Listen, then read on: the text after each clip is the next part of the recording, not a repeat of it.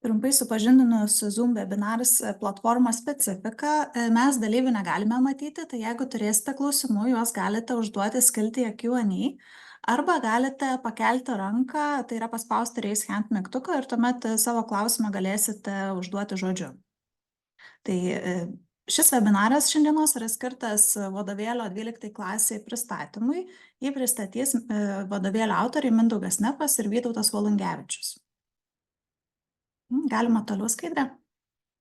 Taip, norime priminti, kad mūsų leidykla yra parengusi pagal atnaujintas bendrasis programas 5, 7, 9 ir 11 klasėms vadovėlius bei pratybų sąsiuvinius.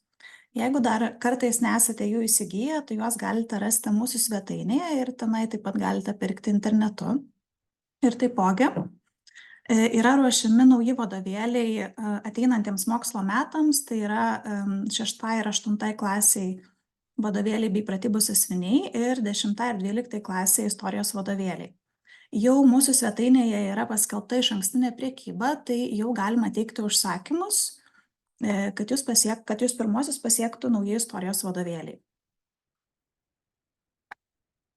Taip, ir kviečiame visus norinčius gauti naujausią informaciją iš mūsų leidyklos, pildyti šią anketą, jos nuorodą taip pat patalpinsime ir webinaro čate. Tai visi norintys gauti naujausią informaciją, taip pat dalyvauti mūsų renginiuose, taip pat pirmieji išbandyti naujus vadovėlius, gauti pavyzdžius, pildykite šią anketą ir visi užpildę šią anketą gaus dovaną, tai yra patogų darbo kalendorių ateinantiems mokslo metams. Ir tuomet noriu perleisti žodį šio vadovėlio autoriam Mindaugui Nefui ir Vytautui Volungevičiui. Ačiū, Agnė. Sveiki, kolegos. Peržiūrėjau dalyvaujančių sąrašą ir galvoju, kaip čia dabar taip, kad vis grįžta kai kurie į tos mūsų pristatymų seminarus. Tai tikriausiai yra įvertinimas mums su Vytautu, kad kažką vis įdomaus papasakojam ir aišku visai vadovėlio rengimo komandai, kad turim šį bei tą parodyti. Tai skatinam ir toliau bendrauti. Ir labai gerai Agnė pristatė, kad jeigu užpildytumėte formą nurodytą arba šiaip parašytumėt laišką, ko jums trūksta vadovėliuose ir ką mes dar galėtume padaryti, tai irgi mums būtų tai labai naudinga visame šitame kūrybinėme procese, nes norisi, kad vadovėlis tarnautų pagrindiniams žmonėms, kurie jo naudojasi, tai yra mokiniams ir jums.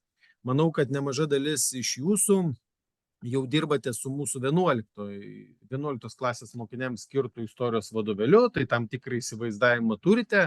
Ir ačiū tiems, kas jau parašėte įvairiausių pastebėjimų, pavyzdžiui, kad trūksta laiko juostų, tai šitą dalyką tikrai 12 klasės vadovėliai išspręsime, o ateityje ir mėginsime išspręsti tai su 11 klasės vadovėliais. Tai čia kaip nedidelis toks pavyzdys, kad vis dėlto klausom ir mums svarbu tai, ką jūs sakote. Kokia aktualija susijusi su istorijos mokymusi 11 klasė, tikriausiai matėte, kad šiandien paskelbė pirmojo tarpinio istorijos patikrinimo vidurkius. Tokia labai informacija nėra pernelyg informatyvi, bet kiek aš žinau, pagal rezultatus tarpinio patikrinimo, nors jam pasibaigus nemažai čia žmonių sakė socialiniam tinkle, kad baisiai buvo lengvas ir panašiai, bet užsipildė tas vadinamasis varpas. Tai pagal vieną iš teorijų įvairiausių atsiskaitimų sudarimų, tai jeigu susidaro varpas pagal įvertinimus, reiškia yra ir nedidelis procentas mažiausiai įvertinimų, vidurkis yra pusė ir daugiau taškų, ir tada leidžiasi į apačią, tai jau visai yra nebloga raiška. Tai aš tikiuosi, kad ir jūsų mokiniams pavyko visai neblogai išlaikyti tą tarpinį patikrinimą ir žygiam į priekį, kitais metais laukia kiti iššūkiai, o tam be abejo yra reikalingas istorijos vadovėlis, kuris yra parengtas pagal atnaujintas arba iš vis galim sakyti 11-12 klasės kontekste visiškai naują programą. Tai šiandien apie tai ir pasišnekėsime, apie mūsų rengiamą vadovėlį kitų metų 12-okams ir ateinančių metų 12-okams.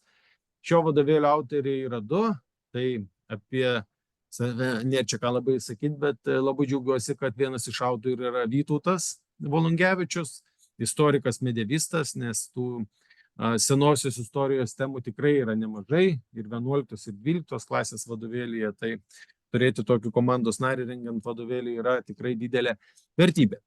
Tai trumpai aptarkime mūsų rengiamo vadovėlio struktūrą. Vadovėlis tipiškai yra sudarytas iš 2 dalių.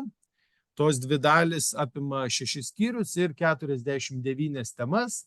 Gali būti, kad temų skaičius šiek tiek bus padidintas, nes rašant, kadangi programos reikalavimai yra pakankamai platus, matom, kad kai kurias temas pavyksta parašyti taip išsamei ir tada kyla klausimas, ar nevertėtų jų skelti perpus. Bet, sakykime, orientuokime į tą skaičių, kurį mes dabar turime ir koks yra planas.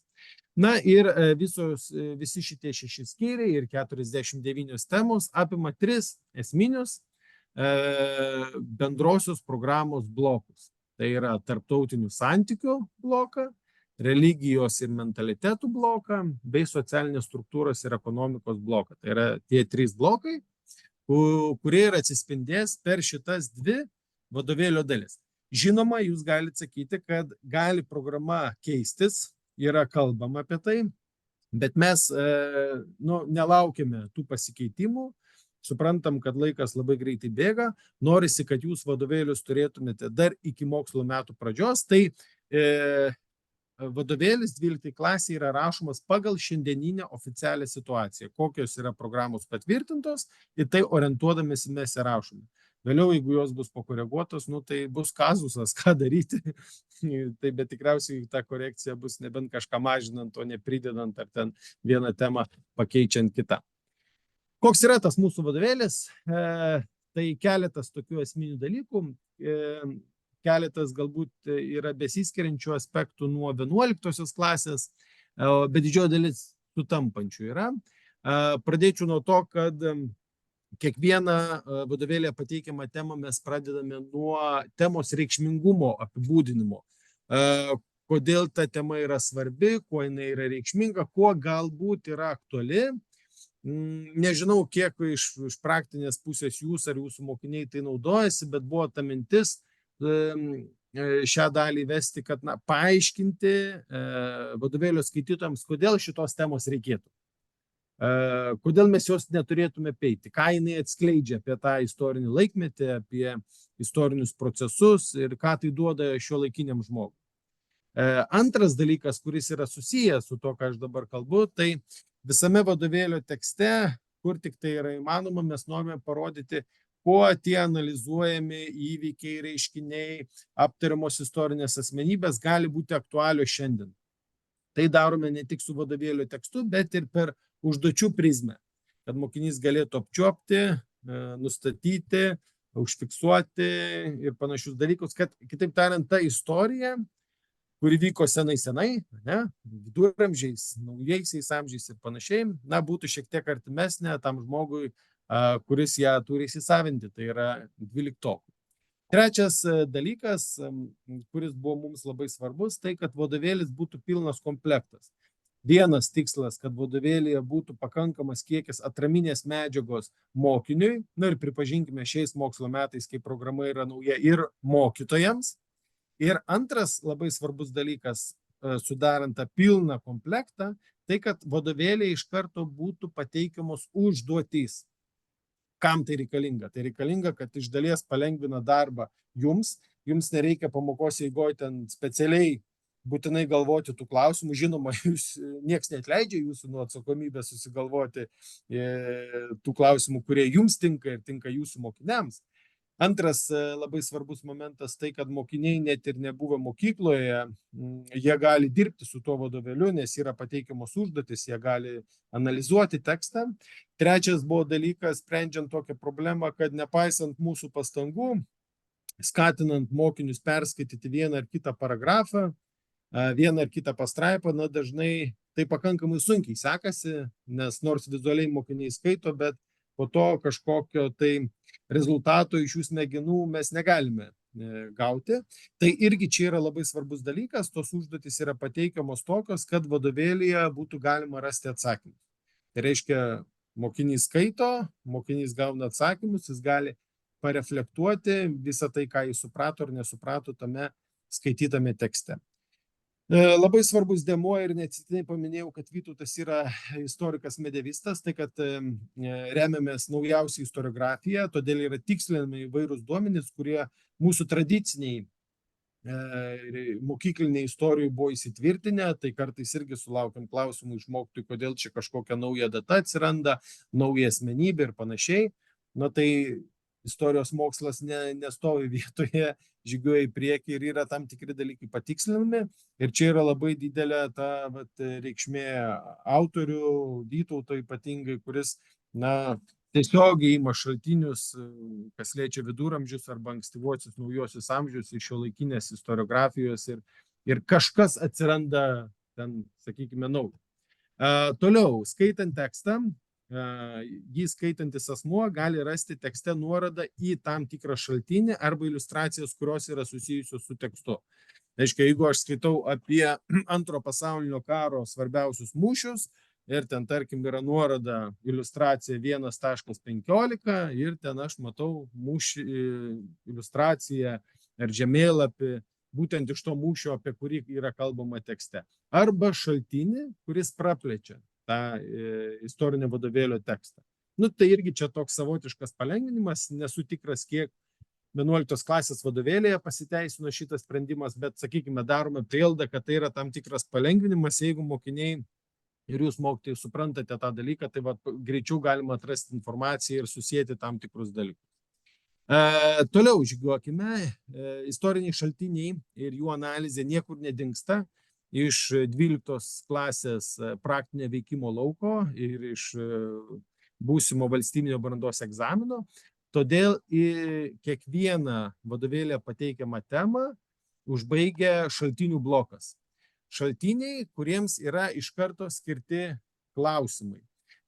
Buvo pasirinktas modelis, jog didžioji dalis klausimų, kurie yra užduodami, yra orientuoti į šaltinio analizę.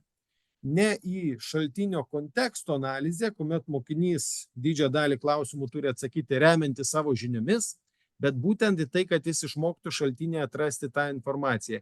Gebėjimas, kuris iš vienos pusės yra pakankamai paprastas, bet mes čia turime tam tikrų problemų, buksuojame. Kolegos, tie, kas taisote istorijos valstybinius egzaminus, mačiau sąraše tokių asmenų, tikrai galit patvirtinti, jog kiekvienais metais, kai taisome kandidatų darbus, nemaža dalis klausimų yra orientuota į atsakymų suradimą šaltinyje, bet nepavyksta mokiniams to atrasti, jie pradeda žiniom remtis ir panašiai, arba tiesiog spėlioti. Taip, tai čia yra labai svarbus dalykas, kad mes nenutoltume nuo to tokio praktinio mokymosi lauko ir padėtume mokiniams įsisavinti šitos gebėjimus. Iliustracijų vadovėlį yra pakankamai gausu, ne tik tai nuotraukų, piešinių, bet ir žemėlapių, schemų.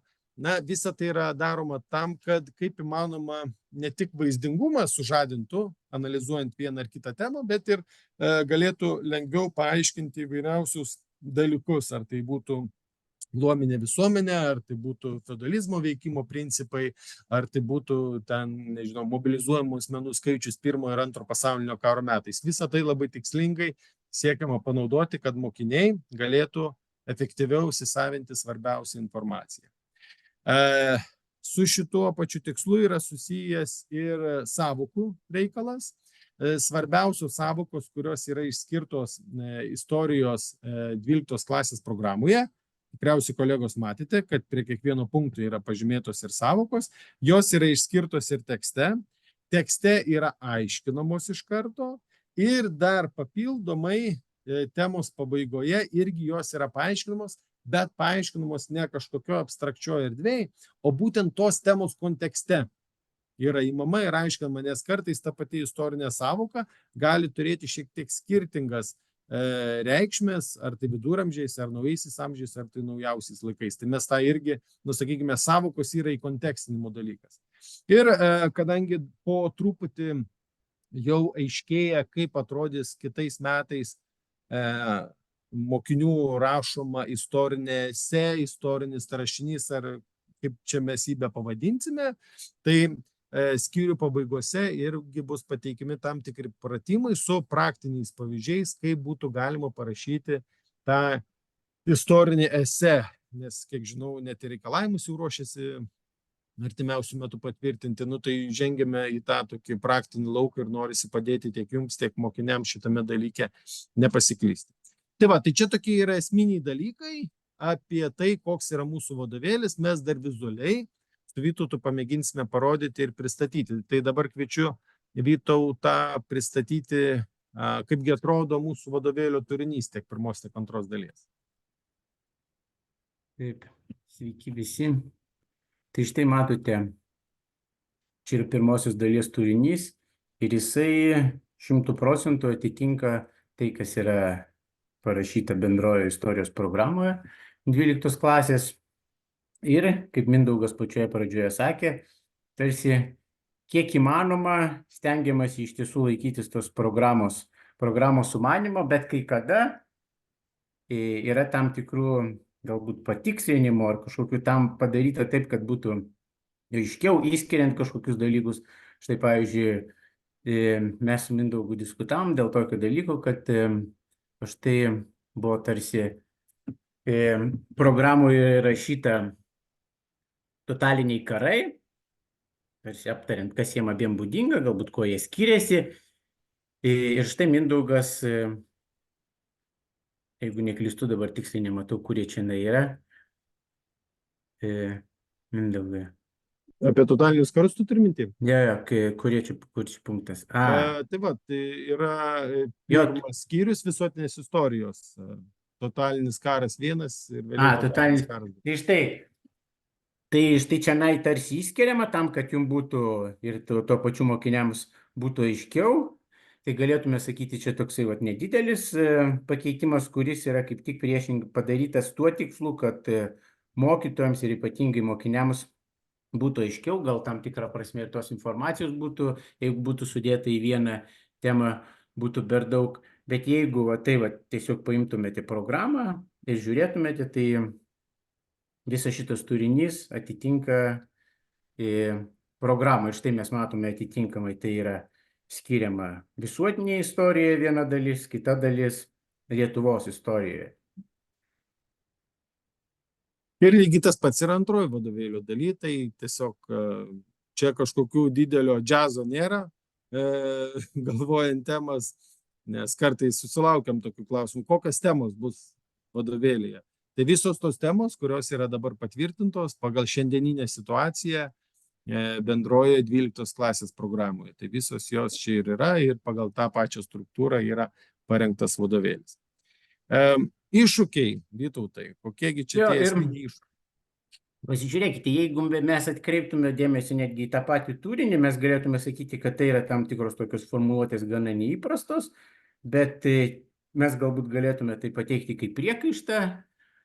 Kita vertus, mes turėtume įvertinti, kad tai yra visiškai kokybiškai kitas dalykas, negu buvo iki šiol, kaip dažnai būdavo, dar man pačiam aš būdavau mokomas, kad mes iš esmės nuo 5 iki 12 klasės kartojame tos pačius dalykus.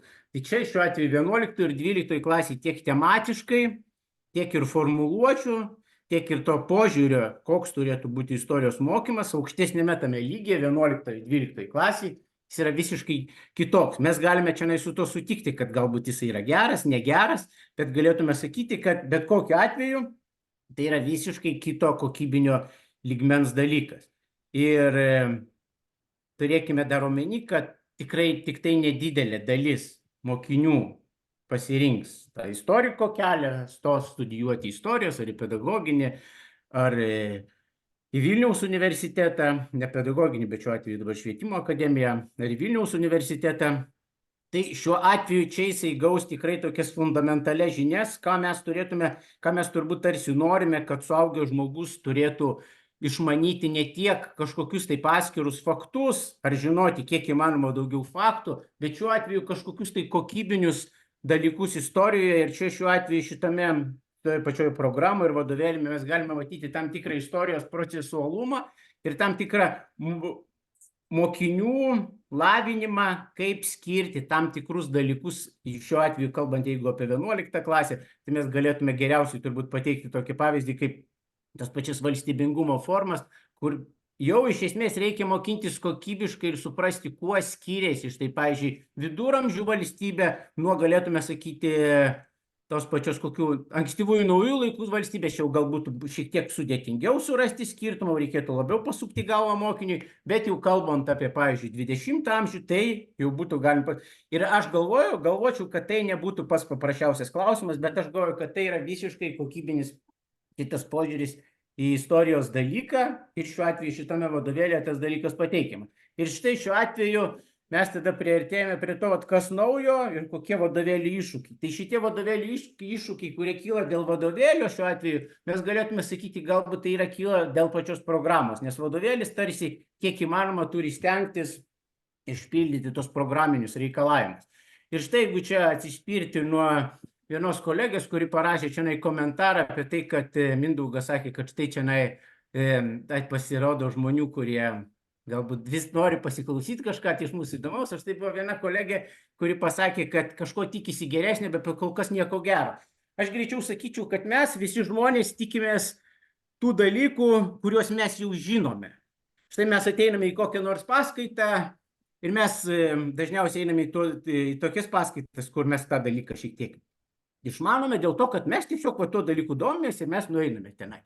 Ir kaip pasakyti, ir dažnai mes galime matyti žmonės, kurie sėdi, štai, pavyzdžiui, šypsosi ir linksi galvą. Tai aš galėčiau tai pasakyti, tai vyksta rezonansas toksai. Vat rezonansas žmogus atpažįsta tuos dalykus, kuris jau seniai žinojo. Jisai sako, o, gerai kalbi, va čia teisingai, jo, šitą žinau. O tada, kada mes susidurime su dalykais, kurių tarsi, bet tai kas čia per dalykas, taigi čia taip nebuvo, mes tarsi turime tokią atmetimo reakciją, kad čia yra kažkokia nesąmonė. Tai šiuo atveju, kaip pasakyti, aš galvoju, kad čia yra panašiai kaip ir su kiekvienu mokesčiu. Kad mokestis irgi yra tam tikra naujovė, kuri mums kelia tam tikrą nepasitenkinimą. Ar kažkokių tai kitų dalykų, kažkokių tai taisyklių atsirandančių kasdienėme mūsų gyvenime. Tai šiuo atveju mes galėtume sakyti, kad čia irgi mes susidurime su tam tikra naujovė, o naujovė jau savaime šiuo atveju yra iššūkis. Tai iššūkis yra turbūt tas pagrindinis dalykas ir dėl ko kilo čia turbūt diskusijų ir kas tai per dalykas, tai galėtume tą dalyką suvesti į aiškinimą arba pasakymą, kokia yra didžiausia problema. Tai būtent didžiausia problema yra tas probleminis mokymas. Kas tai yra per dalykas? Tai šiuo atveju aš jau savo šitoje kalboje tarsi bandžiau pasakyti, kad ir tiek pačiame vadovėlyje, tiek ir pačioje programoje mes galime matyti, kad ne faktai čia šiuo atveju yra iš tiesų svarbiausia. Ir svarbiausia yra, tai reiškia, kaip mes per tos faktus bandome atskleisti tam tikrą vieną ar kitą reiškinį. Tai šiuo atveju ta pirmoji tokia pavyzdinė tema yra civilizacijų susidūrimai senajame pasaulyje. Ir štai jeigu mes bandytume galbūt iliustruoti tą šios temos problemiškumą, tai mes galėtume pasimti tuos 3 punktus, kurie yra išskleisti temos reikšmingume ir per juos pamatyti, kuo į ką tarsi turėtų ir mokytojas, ir šiuo atveju visų pirma mokinys atkreipti dėmesį. Tokie galbūt dalykai, kurie galbūt keltų daugiausia neaiškumo susiduriant su šia tema. Tai šiuo atveju mes negalime sakyti, kad kiekvienoje temoje laikomasi to paties tarsi tokio, iš esmės visur yra 3 punktai, bet negalim sakyti, kad jie tarsi yra visiškai tokie patys savo kažkokiu tai turiniu, kaip štai pirmoje temoje. Nes pirmoje štai temoje čia mes tarsi šiek tiek trumpai aptarėme civilizaciją, kad suvokti, kas tai yra per toksai didelis darinys. O kitas dalykas šiuo atveju mes galėtume sakyti, ir tai yra tam tikra prasme tokie būtent probleminių klausimų, čia ne tiek čia teiginiai šitie dalykai suformuluoti, bet tai yra tam tikras probleminis tas teiginys, kurį galime būtų išversti į probleminį klausimą. Tai reiškia, šiuo atveju antrasis punktas tai būtų, kaip mes galėtume paaiškinti, kodėl šitie civilizacijų arba tarp civilizaciniai susidūrimai įvyko. Dėl kokių priežasčių, kokiomis aplinkybėmis, kaip mes tai galėtume paaiškinti. Kodėl? Štai jie įvyko ir įvyko per porą tūkstantmečių. Ir štai mes pasiėmė 3 konkrečius būtent pavyzdžius. Tai tuos pavyzdžius, kurie šiuo atveju mes galėtume sakyti, kad tai yra klasikiniai istorijos, istoriografijos pavyzdžiai. Ir kitas yra toksai, galėtume sakyti, probleminis dalykas šioje temoje, tai kokį mes matome, koks tai yra palikimas, ką šitie civilizaciniai susidūrimai trūkė šimtmečiais paliko iki šių dienų, ką mes dabar galėtume sakyti matyti. Tai Mindaugai, jeigu būtų galimta, galbūt netgi pavyktų. Jo, tai štai čia mes jau kalbėjome apie šitą dalyką, bet apie tą palikimą bus galim prieiti šiek tiek vėliau, bet jeigu va štai matant tą temą, jos išskleidimą, tai mes galėtume vėlgi matyti, kad šiuo atveju čia konkrečiai, kadangi yra nemažai vietos skiriama ir pačiai karybai, senovės pasaulyje, mes matome, kad visos iliustracijos yra tiesiogiai susietos su tais reiškiniais, apie kuriuos kalbame, ir tai tarsi leidžia dar geriau suprasti tam vaizdinę medžiagą. Kai kurie dalykai pačiame vadovėlyje ne visada pavyksta surasti pačius tokius autentiškiausius, galėtume sakyti, vaizdus arčiausiai tos istorinės tikrovės, dėl to tenka, nes daug kyla visokių problemų, tiek dėl autorinių teisių, tiek ir šiaip nėra paprasta juos surasti. Tai, bet šiuo atveju, sakytume, kiek įmanoma stengiamės kiek autentiškesnius vaizdus surasti, iliustruojant tam tikrą temą. Tai, Mindaugai, jau galim, tai man šiuo atveju galbūt aš norėčiau tą išryškinti dalyką. Kurio tau dabar įjungti? Jo, bet viskas šitas gerai, po to galėsim pereiti prie kito. Tai kaip sakiau, būtent tas paveldo dalykas, kurį galėtume suprasti kaip tam tikrą problemą, nes iš esmės visoje šitoje temoje yra aptariama tai, kas mums kaip istorikam tarsi yra toks įprastas dalykas. Tai būtent visų šitų konfliktų tam tikra eiga. Tas būtent šitų konfliktų įvykiškumas.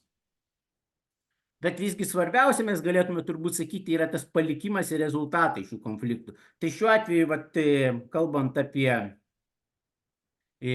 Aleksandro Makedoniečio užkariavimus, mes iškart galime sakyti, kad tai yra pats pagrindinis toksai iki šių dienų išlikęs ir apčiuopiamas reiškinys, palikimas, būtent tai helenizmas. Tai reiškia ta kultūrinė erdvė, kuri susikūrė po Aleksandro Makedoniečio užkariavimo. Tai mes galim sakyti, kad čia šitą dalyką atspindi tiek ir pavaizduota štai šventovė garsioji, tiek ir štai pats Aleksandras vaizduojamas ir darėjas bėgantis iš mūšio lauko. Mindaugai, dar tu nori kažką pasakyti?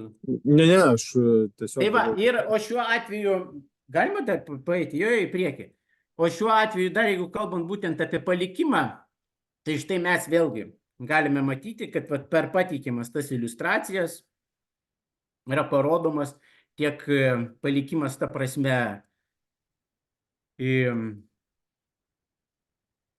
romėnų punų karų, tiek ir germanų ir romėnų karų.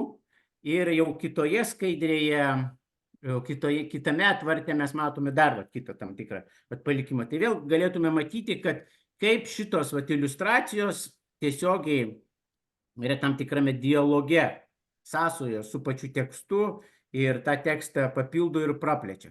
Kartu, kaip Mindaugas sakė, visoje temoje yra gerai apgalvojama, kur dėti tam tikras nuorodas į šaltinius, kurie galiausiai užbaigė visą tekstą.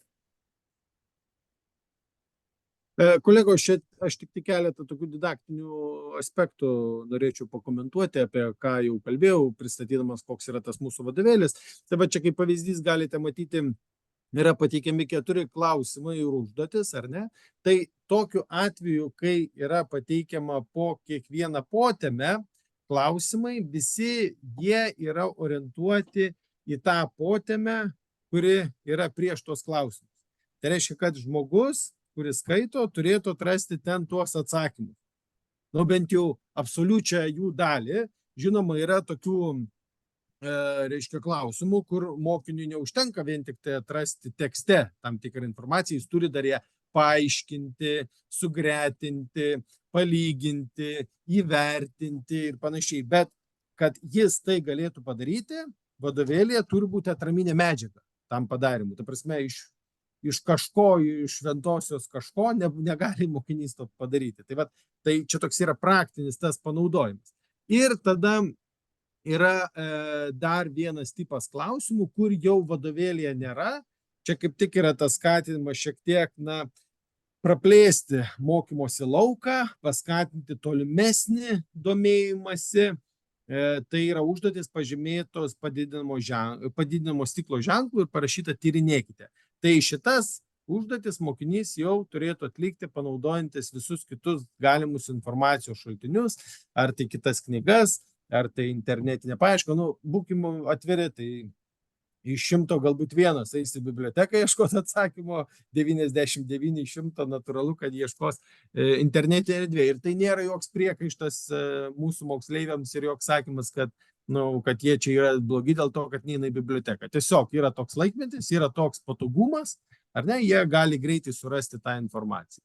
Tai tokiu būdu yra siekiama ne tik tai praplėsti tą mokymosi lauką, bet ir sąlyginai paskatinti mokinius daugiau pasidomėti, daugiau patirnėti, o galbūt ir atrasti tam tikros papildomos motyvacijos mokantis tas temas, bet iš kitos pusės nėra jokio siekio, kaip kartais kolegos sako, užsižaisti su tomis papildomomis užduotimis, nes, irgi kolegė čia rašė, kad, yra valandų kiekis labai ribotas, taip jis yra ribotas, nėra laiko kažkokiems didesniams išplėtimams, tai kartais blaško tos užduotis, bet vėlgi, čia priklauso nuo skirtingų mokinių, nuo skirtingų mokyklų, skirtingų mokytojų ir nėra jokios būtinybės kiekvienoj temoj ar kiekvienoj potemiai visas tas užduotis atlikti. Mes čia galime diferencijuoti pagal savo tempą, savo mokinių tempą, pagal norus, pagal kažkokias tai preferencijas, bet svarbiausia, sakau, buvo siekis, kad būtų pilnas paketas, ne tik vadovėlio tekstas kaip atraminės medžiagos, bet ir klausimų bei užduočių paketas, kurį galėtų naudoti ne tik mokiniai, bet ir jūs, kolegos mokytojai. Ir yra šaltinių dalis. Mes orientavomės į tuos šaltinius, nebūtinai galbūt pirminius šaltinius, bet į tuos šaltinius, kurie galėtų praplėsti vadovėlėje pateikiamus pasakojimus ir būtų tiesiogiai susiję, patikslinantis, pateikiantis daugiau informacijos arba pateikiantis kitą nuomonę apie tuos dalykus, kas irgi yra labai svarbu, kad būtų galima sugretinti. Ir kaip jau ir minėjau, didžioji dalis klausimų yra orientuoti į to pateikiamo rašytinio šaltinio analizę. Dabar šitoj pavyzdiniai pateikiamoji užduotį mes pasirinkome šiek tiek ilgesnius šaltinius. Dalį tikrai jų ketiname trumpinti, nes tas mokinių skaitymo įgūdis tikrai nėra toks, kad jis labai efektyviai greitai galėtų perskaityti ir surasti. Iš kitos pusės nereikia bijoti ir šiek tiek ilgesnių šaltinių, nes čia mes kalbame apie mokinius, kurie yra 12-okai. Be to, tarptautinė praktika sako, kad tikrai ne visuomet yra naudojami šaltiniai 18, 17, 19 metų mokiniams, kurie yra sudaryti iš 3-4 eilučių, kaip mes pripratinom savo mokinius. Čia irgi reikia tą pripažinti tokią blogybę. Realybė yra tokia, kad tekstai paprastai būna gerokai didesni ir stengiamės neužsimti to vadinamojo šaltinių kupiriavimu, kada iškarpom šaltinius, patys realiai sudėliojam naują šaltinį ir tada pateikiam kaip ten kokią nors Herodoto nuomonę. Nors irgi tokių dalykų natūralu, kad buvo, nes nėra taip paprasta viską taip susiaurinti, kad būtų gera, miela ir malonu visiems naudoti. Tai čia tiesiog tikrai žiūrim į šitos dalykus. Skyriaus kartojimo klausimai ir užduotis. Kaip aš ir minėjau, skyrių pabaigose mes ketiname pateikti pavyzdinės esė užduotis iš to skyriaus medžiagos ir patarimus, kaip reikėtų rašyti tą esė. Tai čia, sakykime, vietoj tų tokių tradicinių skyriaus pakartojimo klausimų. Pažiūrėsim, kaip toks modelis pasiteisins, nes aš manau, tai galbūt yra šiek tiek praktiškiau orientuojantis į tą galutinį procesą. Natūralu, kad istorinės esė ar ten istorinio rašymo dalis nesudarys didžiosios dalies egzamino, bet vis tiek mokinius mes turim padėti bent minimaliai išmokti šitos dalykus. Tai idėja yra tokia: skyrių pabaigose pateikti esė rašymo užduotį, taip, su patarimais, ką reikėtų tenais akcentuoti ir panašiai, atsižvelgiant į tuos vertinimo reikalavimus, kurie bus patvirtinti. Tai šitos dalykus dėliojam. Tai čia Gitanai atsakymas.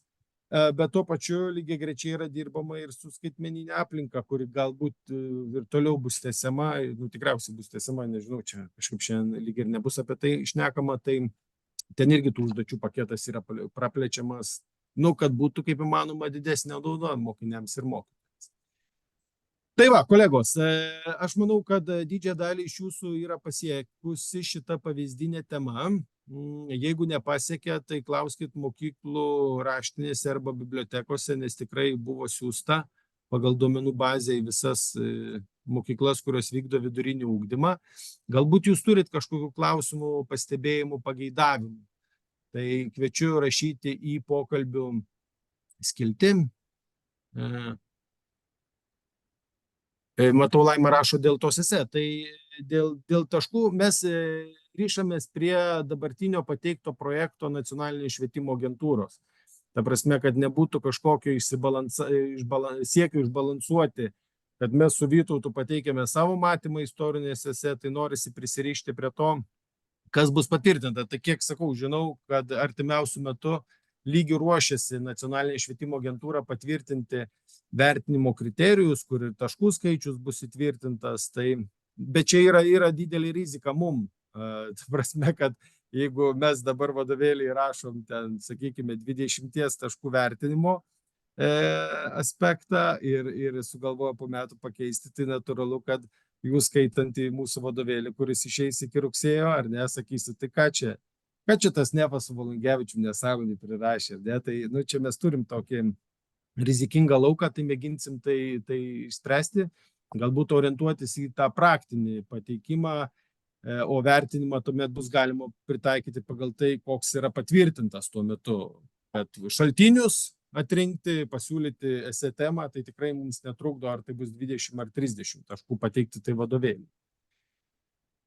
Tai va, o jeigu, Laima, domitės, kaip tas pavyzdys esė yra, tai pagal dabartinius NŠA pasiūlymus yra pakabinta, jų puslapį galima pamatyti ir pasižiūrėti. Buvo pristatinėta, bet gal dar to pristatymų ir trūko iš NŠA pusės. Taip, tai dabar grįžtam prie vadovėlio. Gal dar kažkokių klausimų turėtumėt, kolegos? Dėl vadovėlio, pastebėjimų, pageidavimų.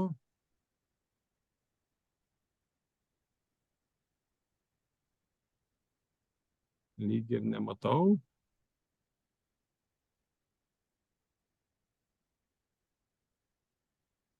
Tai jeigu daugiau pastebėjimų, klausimų neturite, tai dar sykį tiesiog noriu pasidžiaugti visų prisijungimų, tokia nuotolinė bendrystė. Tikiuosi, kad bus galimybės pasimatyti ir gyvai. Beje, gegužės 21 dieną Vilniuje vyks Vilniaus skyriaus istorijos mokytojų asociacijos susirinkimas. Tai jeigu yra čia vilniečių, tai prašom dalyvaukit, priima ir naujus narius. Kada bus vadovėlis? Tai vadovėlis turi būti iki rugsėjo, dabar jis yra intensyviai rengiamas, tada jis jau dabar vyksta lygiai grečiai tas dalykas redagavimo procesas, kai jis yra suredaguotas, yra siunčiamas 3 recenzentams, recenzentai perskaito, įvertina, pagal jų pastabas yra pataisoma, tada vadovėlis keliauja į valstybinę lietuvių kalbos komisiją. Ten kalbininkai turi patikrinti, ar jis atitinka kalbos taisyklingumo reikalavimus. Kai atitinka, ten visada pats yra pateikiama, yra sutvarkoma ir tada jau keliauja su visais dalykais į NŠA, o iš NŠA keliauja į spaustuvės ir tada jau iš spaustuvų į mokyklas.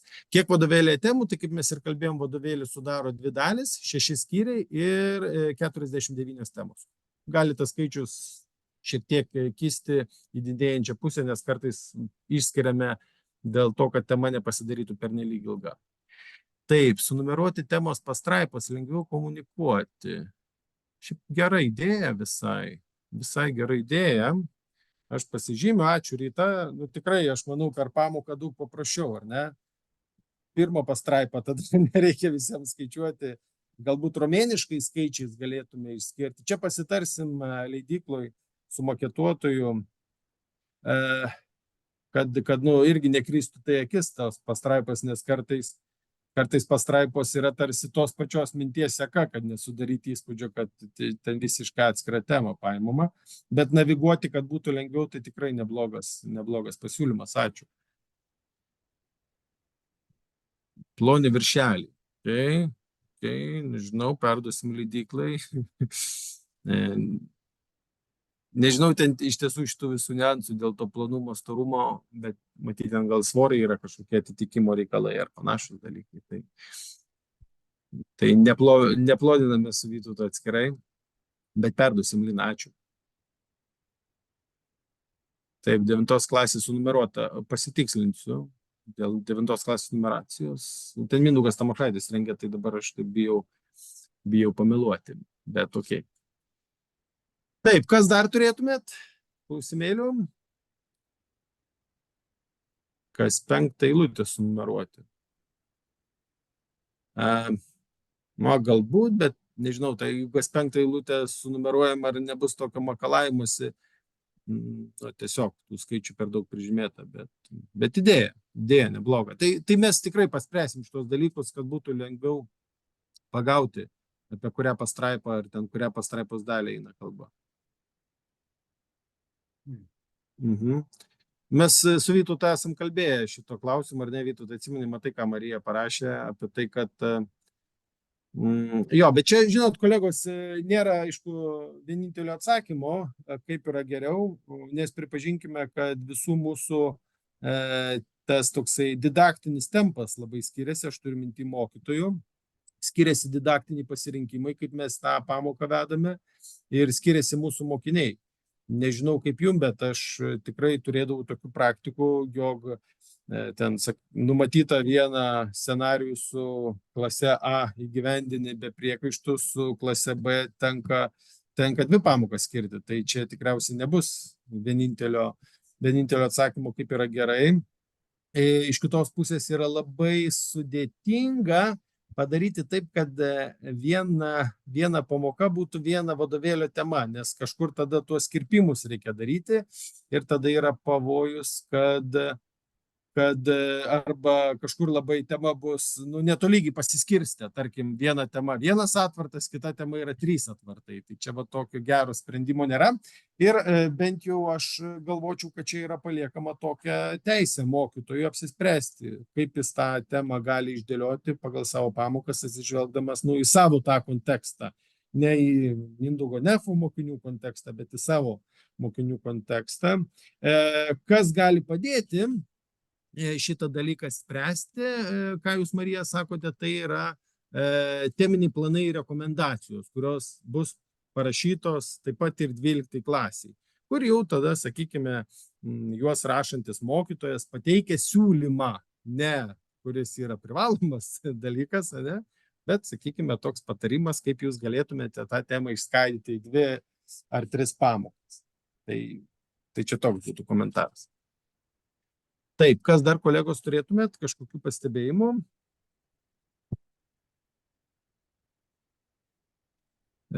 Sąvokų asmenybių rodiklė. Aha. Gera idėja šiaip. Gera idėja. Mes, jeigu dabar aš gerai atsimenu, Vytautai, 11-12 klasės vadovėlio gale nededam atskirai dar žodinėlio, dedam temų pabaigose. Tai va, tai šiuo atveju, jeigu kalbam apie 11-12 klasę, kiekvienos temos pabaigoje yra, tai asmenybės nėra rodiklės padarytos, bet irgi tekste, jeigu žiūrėjote, tai yra išryškinta ten Gajus Julijus Cezaris, ar ne išryškintas, bet kaip suprantu, čia eina kalba vadovėlio pabaigoje, kad būtų ta rodiklė, pasižymi, mes pagalvosim apie tai, galbūt ir praktiška visai asmenvardžius ir sudėti. Tai teminiai planai tai bus parengti iki rugsėjo. Dar nežinau, ar leidykla yra nusprendusi, kas juos rengs, bet praėjusiais metais Mindaugas Tamošaitis rengė. Tai žiūrėsim, gal ir šiais metais susitars su juo. Nežinau, ta prasme, čia tai bus, o kas rengs, negaliu atsakyti. Taip, rodiklę pasižymėjau, dėl numeracijos pastraipų pasižymėjau, bet aišku, čia ir viskas įrašoma, tai niekas nedings. Kas dar turėtumėt kažkokių dalykėlių?